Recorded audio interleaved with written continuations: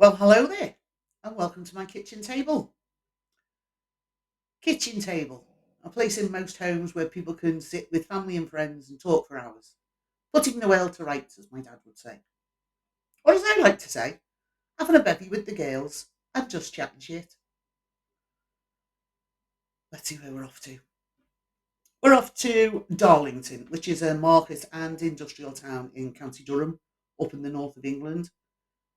Um, they've got a population of around 93,000, and it is very near to the Yorkshire Dales National Park. For those of you that haven't been to the UK, or even those that have, now I think about it, if you plan on a visit to the UK and you see a sign on the motorway or at the side of the road that's coloured brown, that's usually 9 times out of 10 a national park. It's usually marked with a small an oak tree leaf on the sign. National parks are well worth a visit, especially if you like countryside, because there's mountain climbing or hill trekking, country walks, hiking, all that kind of stuff. Um, yeah, so if you like nature, any of our national parks is a good place to go. So, right, now that you know where we are, take a seat whilst I tell you another story. He was known as the Facebook killer. Peter Chapman was born January 1977 in Darlington, County Durham. And he was brought up by his grandparents in neighbouring Stockton-on-Tees. He was first investigated for a possible sex crime at the age of 15. By the age of 19, Peter Chapman was serving a 7-year sentence for raping two sex workers at knife point. He served half of the sentence before he was released on parole. In 2001, he didn't keep to the guidelines of a sex offender, so he eventually fell off the police radar. No pun intended. In the years that followed, he'd fall under suspicion for a number of attacks on women, but continued to take advantage of the strained justice system here in the UK to evade detection. Evade detection. So, despite being on the sex offenders register and having to notify the police of his whereabouts, he roamed the country. While living in Middlesbrough, he used a stolen car to pick up a woman and assaulted her at knife point. 2 days later, he picked up another woman and done the same thing. He told the second woman what he'd done 2 days before. She went to the police and told them what had happened and what he'd said. They managed to find the first woman, and she luckily picked him out of a lineup. But the case was discontinued due to the witnesses being too traumatised to face the trial. I'd want him locked up. I'd also like him castrated as well, but I would like him locked up.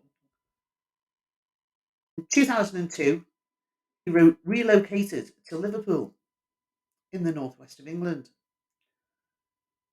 It was here, and when I say here, I mean here, I'm in Liverpool, that he agreed to pay £60 for sex from a sex worker. As he was such a nice guy, she agreed to get in his car and go to his flat with him.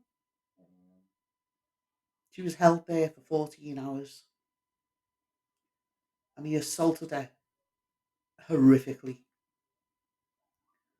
After the first time he raped her, he said he was sorry. Then he did it again. This case was also discontinued because the woman who'd been basically kidnapped, held hostage, and assaulted in so many different ways was too traumatized to face a trial. He also lived in Runcorn in Cheshire, which is actually just across the river from us, where he moved in with a new girlfriend that he'd met. She had a young child. Then she found out he was a sex offender and she kicked him out. Well done, that girl. In 2004, he was recalled to prison and jailed for a further 15 months, which is what he had left of his sentence before he was let out on parole. And that was because he kept missing appointments. As he looked for his next opportunity to vent his mounting rage against women, Chapman would find the online world. Despite his record, Chapman was able to get on a computer course at a school, a training program that would allow him to create an online persona to lure girls. The man was 33, alone, unemployed, homeless. He was emaciated and living in his car, and he probably stank as well. So he had little prospect of meeting women in person, so he turned to the web. Here's a little known fact.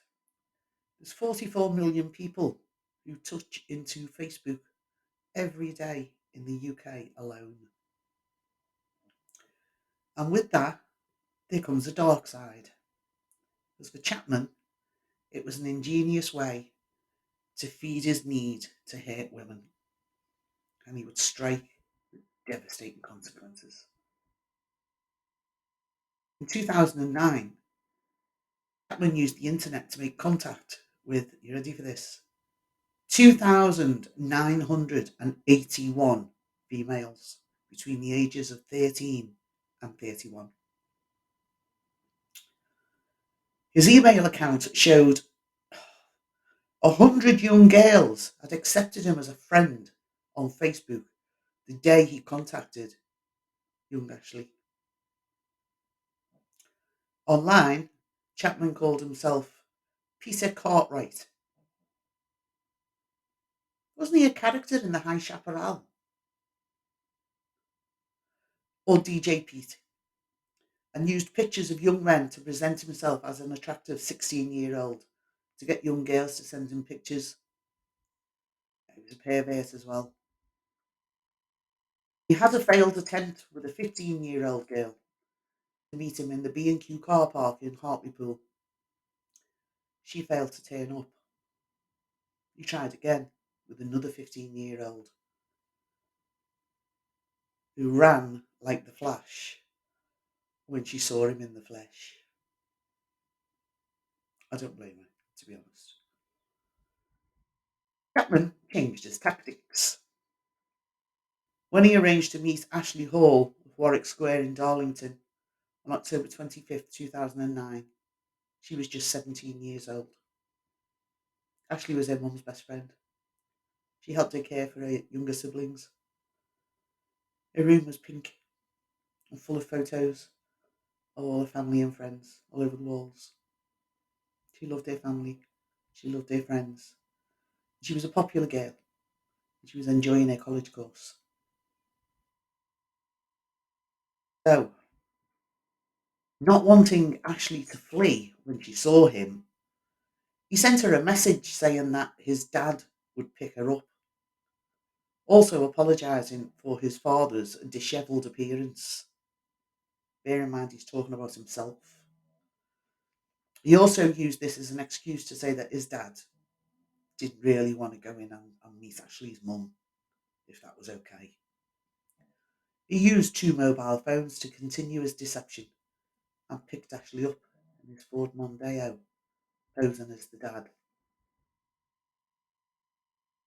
Teenager who was studying childcare at Darlington College had told her mum that she planned to stay overnight at a friend's house and would be back the next morning. Chapman took Ashley to a deserted lane, wrapped duct tape around her head, arms, and legs, and forced her to perform a sex act. Then he raped and murdered her. When Ashley failed to return home the next day, Her mother and sisters tried to contact her. They called over 30 times each, and eventually the phone was answered. Andrea could hear voices. That's her mum, by the way. Andrea could hear voices in the background, but nobody actually spoke to her. She tried again, and a man answered. Now, I know you're all thinking that this was Peter Chapman who answered the phone. No, you're wrong. She wanted to know who it was that had her daughter's phone, and he informed her that he was a police officer. He said a man had been brought in for driving offences, and the phone had been found in his car. He took her details and said that he'd be in touch. But following the rape and murder of Ashley Hall, Chapman dumped the teenager's body in a field near a lay-by close to the services in Sedgefield, County Durham. He drove around for hours, and would you believe he was stopped, pulled over, and arrested for driving with no insurance. This was just near Sedgefield. So he was taken to the police station and put in a cell. When he was put in the cell, he said, I killed somebody last night. So I need to speak to the CID to tell them where the body is. So this copper must have thought, what the hell's going on here? So he took him to the desk again, where he'd just been booked in with a false name, by the way. And it's actually on CCTV, him standing there in cuffs, saying to the lady behind the desk, the police officer behind the desk, I murdered somebody last night and I need to speak to a CID officer so I can tell him where the body is. So she had to write it down and he had to sign it as an official statement. So then he was taken back to the cell and then the CID were informed. He then led the police to a ditch on farmland close to where his car was stopped. Ashley's fully clothed body was found in the ditch. Police arrived at Ashley's home and informed her mother what they believed to have happened. Andrea's father, which is Ashley's granddad, went to identify the body and confirmed it was indeed Ashley. He later said it was the hardest thing he'd ever had to do and that no grandfather should ever have to go through that. I totally agree with him. In 2010, Chapman was charged with the kidnap, rape and murder of innocent teenager Ashley Hall. He was jailed for life and he's got a minimum of 35 years to serve before he becomes eligible to apply for parole. At the time he committed the crime, he was already on the sex offenders register after raping the two prostitutes in Teesside. Following his conviction, Peter Chapman is being held at His Majesty's Prison, Frankland High Security Prison. That's the UK's largest Category A prison. It's huge. Located in County Durham, not far from where he raped and murdered Ashley. He has recently been beaten up in prison and received cuts to his face and neck. Sadly, he recovered. A report into the case by the Independent Police Complaints Authority, IPCA, found that police missed several chances to stop Chapman. His car came up 16 times on the automatic number plate recognition system, the ANPR. That's the computer system that they've got in the police cars, before he was stopped. And it took police in Merseyside 9 months to notice that proper checks weren't being made on him as a sex offender. And the number of cases where he was implicated were also dropped. Throughout his life, he appeared to show anger towards sex workers, an anger he would later extend to all females. On the 3rd of March 2010, Facebook, as a direct response to Ashley's killing, warned under 18 users not to meet people from the internet and gave advice on how to stay safe online. They also said that they were deeply saddened. Now, I'm really sorry if you can hear snoring. It's actually my little dog. He's a Shih Tzu, so he can't help it. He's asleep under the table. Um, I was going to give you a load of online safety tips, but you can look them up. You know what I mean? Things like using strong or unique passwords, keeping it simple. It is, don't use the same password for like your bank, your eBay account, your Facebook account, and your Amazon account. Just don't do it. It's just, it's too easy because once they've got your Amazon password, they've got the password to your bank account as well. Use two-factor authentication. So basically, like with my bank, when I log in on my bank, I actually use a fingerprint, and then they'll either send me a text or I've got to put in my passcode. So I have two, and I have that with like eBay, Amazon, PayPal. So basically anywhere where money's involved. Mind you, I also have it on me Google accounts now because I got hacked. Cautious with your personal information. What do you give your personal information to? Keep your devices updated. Most smartphones will do it themselves. They'll just do it on a regular basis, or they'll ask you to schedule it. But don't forget your laptops, your PC, your tablets, your iPads, all that stuff as well. Keep them updated. Use reputable security software. Don't just buy the cheapest because it's the cheapest. Um, oh, good one. Secure your Wi-Fi network. Now, there's a Wi-Fi protected access level 3 we're on at the moment, and that's worldwide. It's not just here. Now, in the UK, that is a mandatory certification for Wi-Fi providers, so they have to provide at level 3. Um, so it might be worth checking your provider to see if they've updated their systems and make sure they're providing at level 3. Oh, oh, one that everyone's going to go, well, I knew that. Well, I know someone who didn't, someone I've spoken to today. Avoid public Wi-Fi for sensitive activities. Don't do your online banking in your nearest internet cafe or in the library, because deleting your information or deleting stuff, it's just it doesn't work because hackers can just go back and find it. Be careful, or get yourself a VPN or a virtual. What is it? Virtual private network.